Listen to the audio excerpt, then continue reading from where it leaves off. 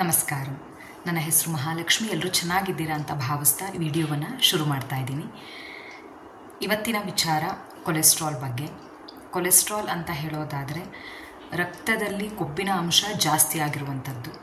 ಹಾಗಾದರೆ ಕೊಲೆಸ್ಟ್ರಾಲ್ ಇದೆ, ಕೊಬ್ಬಿನಂಶ ಜಾಸ್ತಿ ಆಗಿದೆ ಅಂತ ಅನ್ನೋದಾದರೆ, ಅಥವಾ ಕೆಟ್ಟ ಕೊಬ್ಬಿನ ಅಂಶ ನಮ್ಮಲ್ಲಿ ಜಾಸ್ತಿ ಆಗಿದೆ ಅಂತ ಹೇಳೋದಾದರೆ ನಾವು ಏನು ಮಾಡಬೇಕು? ಅದಕ್ಕೋಸ್ಕರ ನಾವು ನೆಲ್ಲಿಕಾಯಿ, ಎಲ್ಲರಿಗೂ ಗೊತ್ತಿರುತ್ತೆ ನೆಲ್ಲಿಕಾಯಿಯ ಜ್ಯೂಸ್ನ ಮಾಡಿಕೊಂಡು ಕುಡಿಯುವಂಥದ್ದು, ಅಥವಾ ನೆಲ್ಲಿಕಾಯಿ ರಸವನ್ನು ಕುಡಿಯೋದನ್ನು ಅಭ್ಯಾಸ ಮಾಡ್ಕೋಬೇಕು ನಿಮ್ಮ ದಿನನಿತ್ಯದ ಜೀವನದಲ್ಲಿ. ಹಾಗಾದರೆ ಯಾವ ಥರ ನಾವು ನೆಲ್ಲಿಕಾಯಿ ರಸವನ್ನು ಸೇವಿಸಬೇಕು?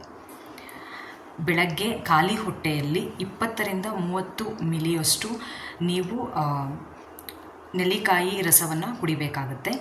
ಅದ್ರ ಜೊತೆಗೆ ನಿಮ್ಗೇನಾದ್ರೂ ತುಂಬಾ ಹೀಟ್ ಇದೆ ಅಥವಾ ಉಷ್ಣ ಆಗುತ್ತೆ ಬರೀ ನೆಲ್ಲಿಕಾಯಿ ಜ್ಯೂಸ್ನ ಕುಡಿಯೋದ್ರಿಂದ ಅಂತ ಅನ್ನೋದಾದರೆ, ನೀವು ಅದ್ರ ಜೊತೆಗೆ ನೀರನ್ನು ಮಿಕ್ಸ್ ಮಾಡಿ ಕುಡಿಬಹುದು.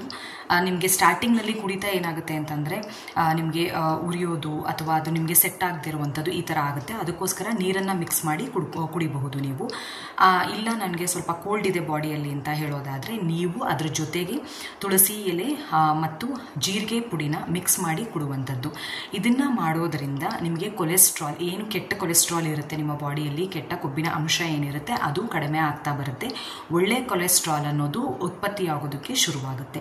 ಇಷ್ಟು ಮಾತ್ರ ಅಲ್ಲ, ಇನ್ನೂ ಹೇಳಬೇಕು ಅಂತ ಹೇಳೋದಾದರೆ, ನಿಮ್ಗೇನಾದ್ರೂ ಕೊಬ್ಬಿನಂಶ ಅಂಟ್ಕೊಂಡಿದೆ ಅಂತ ಅನ್ನೋದಾದರೆ ಅದನ್ನೂ ಸಹ ಅದು ಕ್ಲಿಯರ್ ಮಾಡಿ ಅದನ್ನೂ ಸಹ ಜೀರ್ಣ ಮಾಡೋದಕ್ಕೆ ನೆಲ್ಲಿಕಾಯಿ ರಸ ಸಹಾಯವನ್ನು ಮಾಡುತ್ತೆ. ಇಷ್ಟು ಮಾತ್ರ ಅಲ್ಲದೇ ನಿಮಗೆ ಹೃದಯದ ಆರೋಗ್ಯವನ್ನು ಸಹ ಕಾಪಾಡ್ಕೊಳೋದಕ್ಕೆ ನೆಲ್ಲಿಕಾಯಿ ರಸ ತುಂಬಾ ಸಪೋರ್ಟಿವ್ ಆಗಿ ಕೆಲಸ ಮಾಡುತ್ತೆ. ನಿಮಗೆ ಪ್ರಾಬ್ಲಮ್ ಆಗ್ತಾ ಇದೆ, ರಕ್ತದಲ್ಲಿ ಕೊಬ್ಬಿನಂಶ ಜಾಸ್ತಿ ಆಗ್ತಾ ಇದೆ ಅಂತ ಅನ್ನೋರು ತಪ್ಪದಲ್ಲೇ ಪ್ರತಿನಿತ್ಯ ಏನು ಮಾಡಬೇಕು ಅಂತ ಹೇಳೋದಾದರೆ, ನೆಲ್ಲಿಕಾಯಿಯ ರಸವನ್ನು ಅಥವಾ ಜ್ಯೂಸ್ನ ಮಾಡಿಕೊಂಡು ಕುಡಿಯೋದನ್ನು ಅಭ್ಯಾಸವನ್ನು ಮಾಡ್ಕೊಳ್ಳಿ. ಇದರಿಂದ ಖಂಡಿತವಾಗ್ಲೂ ಕೊಬ್ಬಿನಂಶ ಕಡಿಮೆ ಆಗ್ತಾ ಬರುತ್ತೆ. ಕೊಲೆಸ್ಟ್ರಾಲ್ ಕಡಿಮೆ ಆಗುತ್ತೆ ಅಷ್ಟು ಮಾತ್ರನಾ ಅಂತ ಹೇಳೋದಾದರೆ, ಅದಕ್ಕಿಂತ ಹೆಚ್ಚಾಗಿ ನಿಮಗೆ ಜೀರ್ಣಕ್ರಿಯೆಗೆ ಚೆನ್ನಾಗಿ ಆಗೋದಕ್ಕೂ ಸಹ ಸಹಾಯ ಮಾಡುತ್ತೆ ನೆಲ್ಲಿಕಾಯಿ ರಸ. ಇನ್ನೂ ಹೇಳಬೇಕು ಅಂತ ಹೇಳೋದಾದರೆ, ನಿಮಗೆ ಮೂತ್ರಪಿಂಡದ ಸಮಸ್ಯೆ ಏನಾದರೂ ಇದೆ ಅಂತ ಅನ್ನೋದಾದರೆ, ಅಥವಾ ನಿಮಗೆ ಜೀರ್ಣಕ್ರಿಯೆ ಚೆನ್ನಾಗಿ ಆಗ್ತಾ ಇಲ್ಲ ಅಂತ ಅನ್ನೋದಾದರೆ, ಅಥವಾ ನಿಮಗೆ ಎನರ್ಜಿ ಇಲ್ಲ, ಆ್ಯಕ್ಟಿವ್ ಆಗಿರೋಕೆ ಆಗ್ತಾ ಇಲ್ಲ ಅಂತ ಅನ್ನೋದಾದರೆ, ಪ್ರತಿನಿತ್ಯ ನೆಲ್ಲಿಕಾಯಿ ಜ್ಯೂಸ್ನ ಕುಡಿಯೋದನ್ನು ಅಭ್ಯಾಸ ಮಾಡ್ಕೋಬೇಕು ನೀವು.